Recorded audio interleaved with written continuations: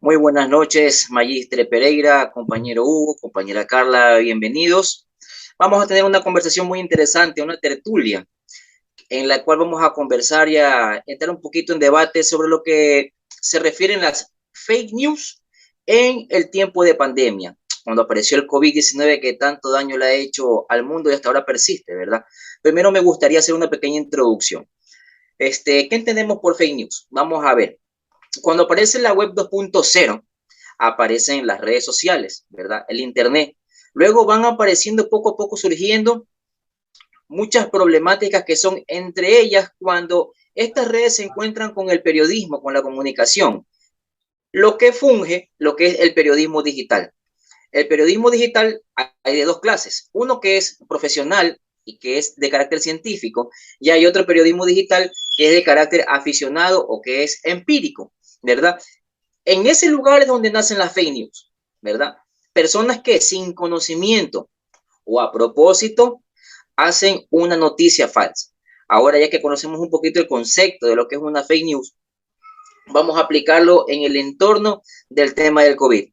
Muy bien, me gustaría que mi compañero Hugo nos indique qué es lo que ha investigado, qué concepto tiene la fake news, en qué escenarios en el Ecuador se lo pudo palpar, cuáles fueron los actores que más pudieron originar esta clase de noticias falsas. Adelante, Hugo. ¿Qué tal, Javier? Buenas noches, muchas gracias. Carla, buenas noches. Licenciado, tenga usted muy buenas noches. Bueno, para empezar, cuando se inició este, esta pandemia, obviamente de que nosotros como ciudadanos no lo asumíamos de tal manera, puesto que lo relacionábamos como una gripe más, de la cual se iba a superar, pero lastimosamente las cosas se fueron tornando cada vez peor. ¿Por qué lo digo esto? Porque de una u otra manera, eh, toda la información, mejor dicho, la poca información que se daba del coronavirus, más era relativo a nivel internacional, hasta cuando obviamente se ingresó por medio de una persona que todo el mundo sabe que vino a una reunión en San Borondón y esta persona vino infectada. Entonces, obviamente que tomando las medidas de seguridad, toda la población ecuatoriana entraron en desespero, eh, hacían compras que llamaron mucho la atención, que yo fui partícipe de los papel higiénico, los antisépticos, el- las mascarillas, y son cosas que en un inicio llamaron la atención, pero nadie le tomó gran importancia. Hasta conforme iban saliendo nuevas noticias, entonces la población ecuatoriana empezó prácticamente a, a respetar lo que estaba pasando.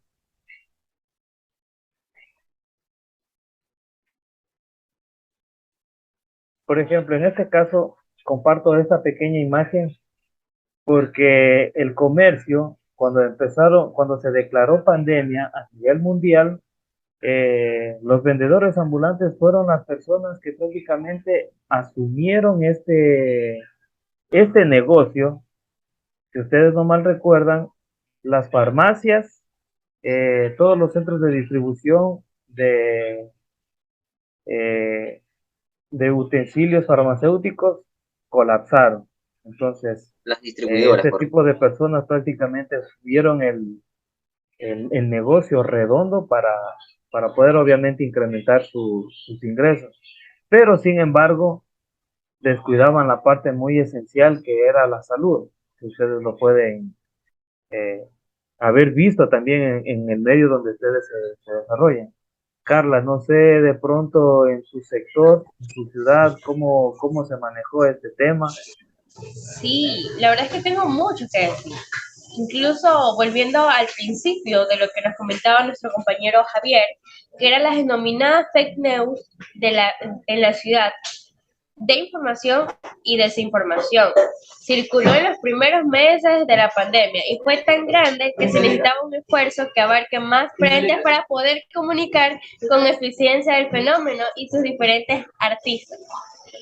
Entonces, aparte de eso, compañeros, la gente no son capaces de eh, llegar a buscar buenos informativos, sino simplemente entran a Facebook y miran cualquier noticia y realmente la siguen compartiendo y eso se vuelve una cadena de desinformación. Información de que más bien asusta a las demás personas. Porque es lo que pasó. Por ejemplo, aparte de asustar a las demás personas, también hubieron problemas. No sé las personas que tenían con el papel higiénico, pero es algo que pasó. Cuando yo fui a hacer compras, literalmente el papel higiénico se agotó, incluso más rápido que la comida. Entonces, es la desinformación, o sea, nunca dijeron que nos íbamos a quedar sin comida, simplemente iba a ser más difícil obtener, ya que no podíamos salir. Entonces, incluso algo que me parece muy importante es que cómo nos afectó económicamente y cómo aún nos estamos tratando de levantar económicamente por lo de la pandemia, porque fue complicado.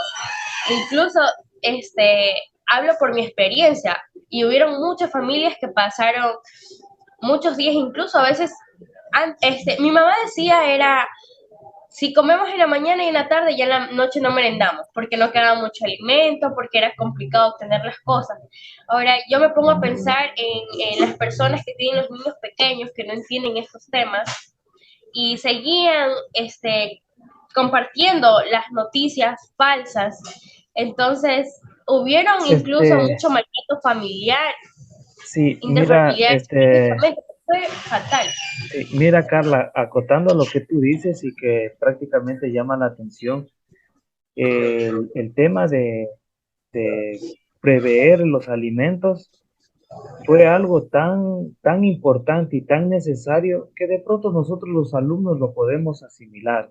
Y algo que me vino a la mente fue que cuando empezó netamente la pandemia, yo también tuve la oportunidad de hacer delivery, ayudándole a mi hermana a trabajar haciendo el delivery, pero nos llegamos a una conclusión en la que nosotros como adultos podíamos decir, mira, sabes que yo ahorita no voy a comer y me las aguanto, ¿sí? Pero ¿cómo tú le explicas a tu hijo o a tus hijos y decirles, mira, sabes qué, Eh, Pablito, Juanito, hoy no tenemos comida? Ellos no te van a entender y mejor dicho, ellos nunca entendieron, ¿sí? Entonces, mira, ahorita como vuelvo y repito, lo que tú hablaste es un punto fue mejor dicho, y yo creo que seguirá siendo un punto esencial porque en el caso de nosotros bueno, entre todos que somos padres, siempre vamos a ver, no por nosotros, sino por nuestros hijos tan pequeños, y tú sabes que ellos necesitan sus tres comidas, te piden una golosina, tú como padre le complaces. Entonces, ese tiempo fue netamente duro, duro, duro, duro. Javier, no sé de pronto cómo lo asimilaste tú en este aspecto, porque, bueno, con lo que nos conocemos, también veo que tienes todavía niños pequeños. ¿Cómo fue tu reacción? Sí, correcto. Compartimos las mismas experiencias, ¿no? Esto fue nuevo para el mundo. Cuando llegó, nadie sabía nada, ni siquiera los mismos doctores, científicos, laboratoristas, las mismas autoridades de la Organización Mundial de la Salud, Organización Panamericana de la Salud, nuestro Ministerio de Salud Pública, no sabían cómo lidiar con este tema. ¿Por qué? Porque no tenían información veraz, verificable, oportuna, fidedigna, con credibilidad, porque fue algo que vino de repente a, al mundo a hacerle tanto daño y nosotros nos sentíamos entre la espada y la pared porque no sabíamos a quién creerle. Comenzamos hasta crear teorías conspirativas que eran los Illuminati, que ya era el fin del mundo, las personas que leen Biblia, decían, bueno, son los juicios de Dios contra la humanidad. Otras personas decían que era la Unión Europea, otros mencionaban que era una guerra biológica. Entonces se comenzaron a crear varias teorías, ¿no? Entonces, uno le daba cierto grado de credibilidad porque todas parecían ser ciertas, ¿no? Todas parecían ser ciertas. Entonces, ¿cuál fue la consecuencia de estas fake news en el COVID, ocasionadas por el COVID? Yo creo que la consecuencia principal fueron dos. Voy a nombrar dos porque pueden ser muchas, ¿no? Depende del punto de vista. Para eso estamos.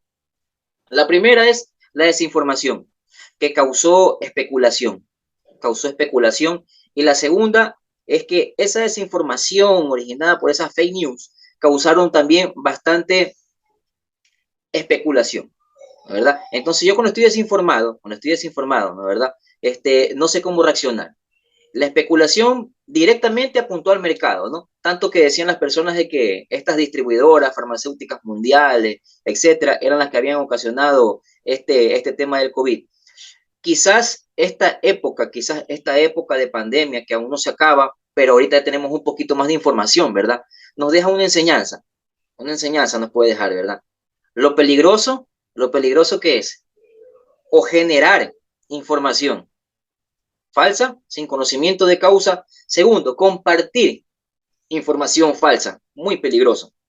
Y lo tercero, darle credibilidad a lo que nosotros vemos, que es lo mejor. Por eso no se ha hecho como un eslogan, se ha hecho como una frase cliché, se ha hecho como una política, una conducta que ahora todos los medios oficiales dicen, infórmense por canales oficiales.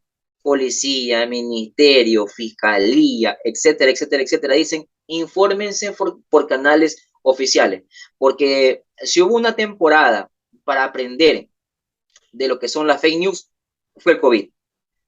Año 2020, año 2021, llegamos a ser los consumidores más grandes de noticias falsas, ¿no? ¿Verdad? Vamos más o menos terminando el tema. Si tienen alguna otra apreciación, yo de antemano les agradezco. Mi compañero Hugo nos ayuda con el cierre de esta muy entretenida y muy nutrida conversación. Disculpen, por si acaso, disculpen, tuve un problema de conexión a internet, chicos, pero ya estoy de vuelta. Muy bien. Justamente, mira, Javier y Carla, quería compartirles unas pequeñas imágenes también de lo que fueron parte de las noticias falsas. Por ejemplo, en esta imagen la apreciamos que, bueno, se encontró una persona en la vía, pero relativamente aquí en Guayaquil todo el mundo decía que era un sicariato.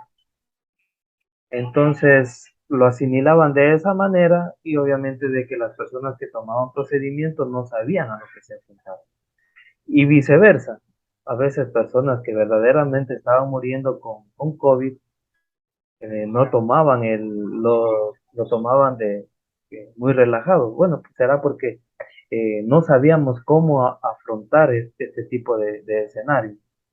Y bueno, aquí prácticamente podemos observar que ya ni siquiera los centros de velación ya no estaban abiertos, ¿sí?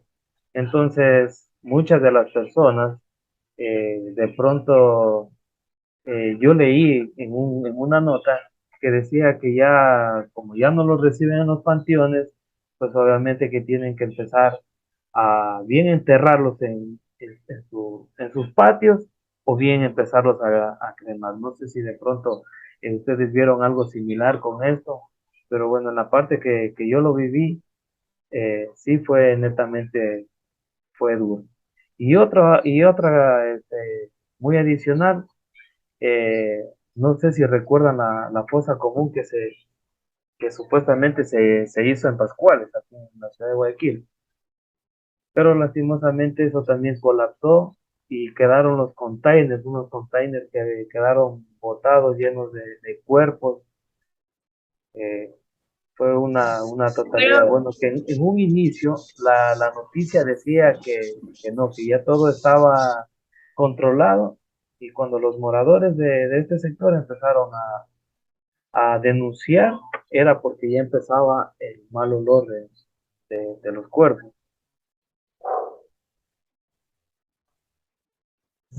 fueron momentos de terror, chicos, momentos en el cual no vamos a olvidar como ecuatorianos. Bueno, esto fue a nivel mundial, pero aquí en el Ecuador fue algo de terror, literalmente en muchos aspectos.